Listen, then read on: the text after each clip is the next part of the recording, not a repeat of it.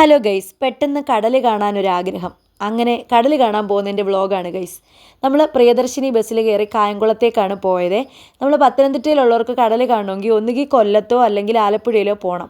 അങ്ങനെ കൊല്ലത്തുള്ള അഴീക്കൽ ബീച്ചിലേക്കാണ് നമ്മൾ പോകുന്നത്.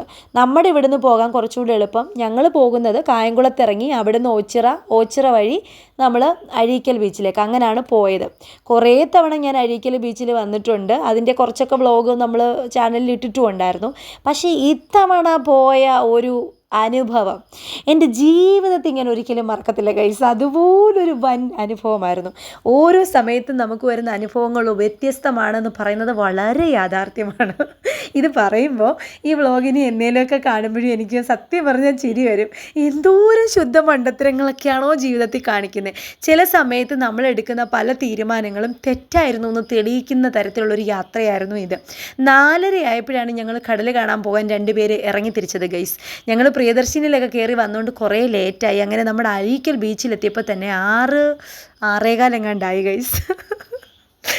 പിന്നെ പറയണ്ടല്ലോ, ഇരുട്ടിയതിൻ്റെ വെപ്രാളം. സത്യം പറഞ്ഞാൽ ടെൻഷൻ മാറ്റാൻ കടൽ കാണാൻ പോയി ടെൻഷൻ അടിച്ച് വന്ന 2 പേരായിപ്പോയി ഗൈസ് ഞങ്ങൾ. എനിക്ക് ഓർക്കുമ്പം ചിരിയാണ് വരുന്നത്. പിന്നെ ഇതും ഒരു അനുഭവമാണല്ലോ എന്ന് കരുതി അങ്ങ് ആശ്വസിച്ചു. പിന്നെ അവിടെ നല്ല തിരക്കായിരുന്നു. എന്ന് വെച്ചാൽ സാധാരണയിൽ ഞാൻ പോയപ്പോഴൊക്കെ കണ്ടിട്ടുള്ളതിനേക്കാട്ട് വലിയ തിരക്ക്. അതെന്തോ പ്രോഗ്രാമൊക്കെ അവിടെ നടക്കുന്നുണ്ടായിരുന്നു. പിന്നെ ഞാൻ ഈ VR ഗെയിം ഒന്ന് എക്സ്പീരിയൻസ് ചെയ്തു ഗൈസ്.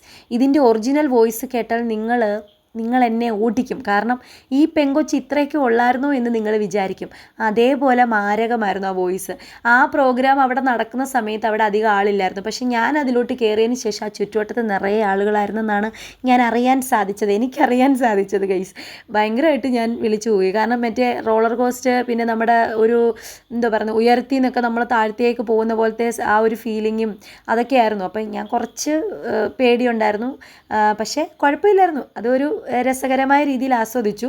പിന്നെ അത് കഴിഞ്ഞിട്ട് നമ്മൾ കഴിക്കാനൊക്കെയുള്ള സാധനം മേടിക്കുന്നിടത്ത് വന്ന് നിന്നു. ഈ താമസിക്കുന്നതിൻ്റെ ആ ഒരു ടെൻഷൻ ആ ഫേസിൽ കംപ്ലീറ്റ് ഉണ്ടായിരുന്നു ഗൈസ്.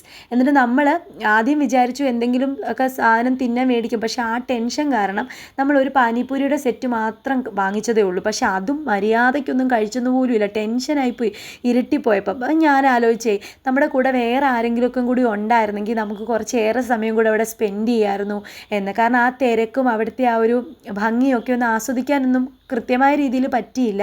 പിന്നെ ആകെ ഒരു ആശ്വാസം എന്താണെന്ന് ചോദിച്ചു കഴിഞ്ഞാൽ, നമ്മുടെ ഏറ്റവും പ്രിയപ്പെട്ട കാര്യം എന്താ വെച്ചാൽ ഇതുപോലൊക്കെയുള്ള സ്ഥലങ്ങളിൽ പോയി കുറേ ഫോട്ടോസൊക്കെ എടുക്കുക, അത് പിന്നെ പോസ്റ്റ് ചെയ്യുക, കുറേ സമയം അത് എടുത്തു വെച്ച് നോക്കുക, ഇതൊക്കെയാണല്ലോ. അപ്പോൾ അതുമാത്രം ഈ ഒരു യാത്രയിൽ സാധിച്ചു എന്നതല്ലാതെ ഞങ്ങൾ ഉദ്ദേശിച്ച രീതിയിൽ ഈ ഒരു യാത്ര ആസ്വദിക്കാൻ പറ്റുമെന്ന് എനിക്കറിയില്ല. പിന്നെ കുറേ ഫോട്ടോസ് ഞാൻ ഇതിൻ്റെ കൂടെ ചേർത്ത് വയ്ക്കുന്നുണ്ട്. ഈ ഫോട്ടോസൊക്കെ നിങ്ങൾക്ക് ഇഷ്ടമായ നിങ്ങൾ ലൈക്കും കമൻറ്റിലൂടെ അഭിപ്രായമൊക്കെ അറിയിക്കണം കേട്ടോ.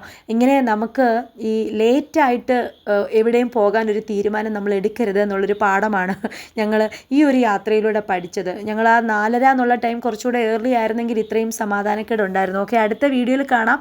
ബൈ.